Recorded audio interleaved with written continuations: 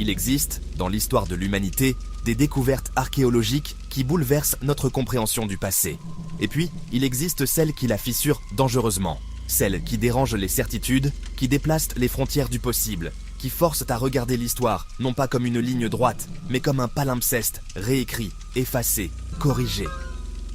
La découverte archéologique la plus troublante de l'histoire n'est peut-être pas un seul artefact, ni un seul site, mais un enchevêtrement de révélations officielles, d'objets impossibles et de vestiges que l'on préfère classer, oublier ou expliquer trop vite. Tout commence avec des faits vérifiables. En 1994, à Göbekli Tepe, en Turquie, un site mégalithique est mis au jour. Daté d'environ 9600 avant notre ère, il précède Stonehenge de plusieurs millénaires. Des piliers monumentaux sculptés d'animaux stylisés, érigés par une civilisation supposée être encore composée de chasseurs-cueilleurs. Officiellement, cela bouleverse la chronologie. La religion organisée aurait précédé l'agriculture et non l'inverse. Fait vérifiable, publié, documenté. Pourtant, une question demeure. Comment une société que l'on pensait primitive a-t-elle pu organiser un chantier d'une telle ampleur? Qui coordonnait? Qui planifiait? Pourquoi? Plus au sud, en Égypte, la datation officielle du Sphinx de Gizeh le situe vers 2500 avant notre ère. Mais certains géologues, comme Robert Schoch, ont avancé que les traces d'érosion sur son corps seraient dues à des pluies intenses remontant à une époque bien antérieure, peut-être 7000 ans avant notre ère. Hypothèse contestée, débattue, jamais acceptée par le consensus académique. Fait non vérifié officiellement, mais appuyé par des observations géologiques réelles. Si cette datation alternative était exacte, cela signifierait qu'une civilisation avancée existait bien avant l'Égypte dynastique connue. Et puis, il y a les objets hors contexte, les ou parts, out of place artifacts. Le mécanisme denticitaire, découvert en 1901 dans une épave grecque, est bien réel, un calculateur astronomique vieux de plus de 2000 ans, d'une complexité mécanique que l'on pensait impossible pour l'époque. Fait vérifiable, conservé dans un musée, étudié par des équipes internationales. Mais combien d'objets semblables ont disparu dans des collections privées, classées sans publicité ou simplement jugées incompréhensibles? Les sphères métalliques de Klerksdorp, découvertes en Afrique du Sud dans des couches géologiques datées de milliards d'années, sont authentiques en tant qu'objets, mais leur origine est expliquée officiellement comme naturelle. Pourtant, leur symétrie parfaite alimente les spéculations. Naturelle? Artificielle? Le doute persiste. Et que dire des structures sous-marines de Yonaguni au Japon? Blocs massifs aux angles presque droits, escaliers monumentaux submergés. Certains géologues parlent de formations naturelles fracturées par des failles, d'autres d'une cité engloutie. Fait réel, la structure existe. Interprétation, divisée. Chaque découverte troublante semble suivre le même schéma. Une révélation, un emballement médiatique, puis un retour au silence, à la normalisation, à l'explication rassurante.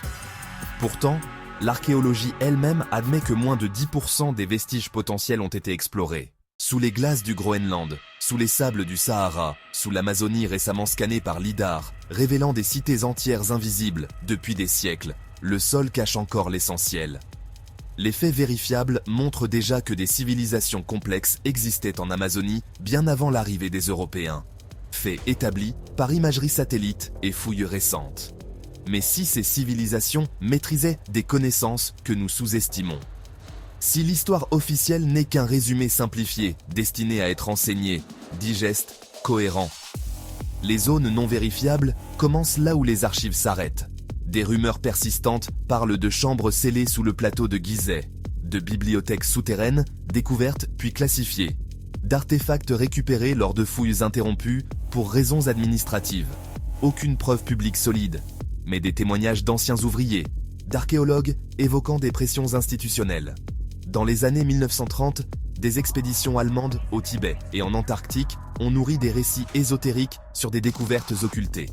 Les archives officielles ne confirment rien d'extraordinaire, mais l'absence de transparence alimente l'ombre. La découverte la plus troublante de l'histoire pourrait donc être une prise de conscience progressive. Notre chronologie est fragile. Chaque nouvelle fouille repousse la naissance supposée de la civilisation organisée. Chaque datation recalibrée décale les origines. L'idée que l'humanité aurait traversé des cycles de montée et d'effondrement devient moins absurde à mesure que les preuves d'anciennes catastrophes climatiques globales s'accumulent. Impact cosmique, inversion magnétique, déluges régionaux documentés géologiquement, faits vérifiables, interprétation globale encore débattue. Et si une civilisation avancée avait précédé la nôtre, effacée presque entièrement par un cataclysme il y a 12 000 ans, ne laissant que des fragments de pierre et des mythes de déluge dans toutes les cultures. Les mythes sumériens, bibliques, hindous, mésoaméricains parlent tous d'eau destructrice venue purifier le monde. Coïncidence culturelle, mémoire d'un événement réel transmis oralement. La frontière entre science prudente et spéculation commence ici. Ce qui rend cette découverte troublante, ce n'est pas seulement un artefact précis, mais le motif répétitif. L'histoire humaine semble plus ancienne, plus complexe et peut-être plus avancée qu'on ne l'enseigne. Les institutions scientifiques avancent avec prudence, parfois avec inertie. Les théories alternatives avancent avec audace, parfois sans preuves suffisantes. Entre les deux, un espace d'ombre. La vérité se situe probablement ni dans le sensationnalisme absolu, ni dans le conservatisme total, mais dans une zone inconfortable où chaque nouvelle fouille peut renverser un chapitre entier. La découverte la plus troublante de l'histoire est peut-être celle-ci. Nous ne savons presque rien. Nous vivons sur des couches de ruines invisibles. Sous chaque ville moderne se trouvent des strates oubliées. Sous chaque mythe se cache peut-être une mémoire réelle. Et chaque fois que la Terre s'ouvre, elle révèle non seulement des pierres anciennes, mais une question plus vaste et plus sombre. Combien de fois l'humanité a-t-elle recommencé sans s'en souvenir ?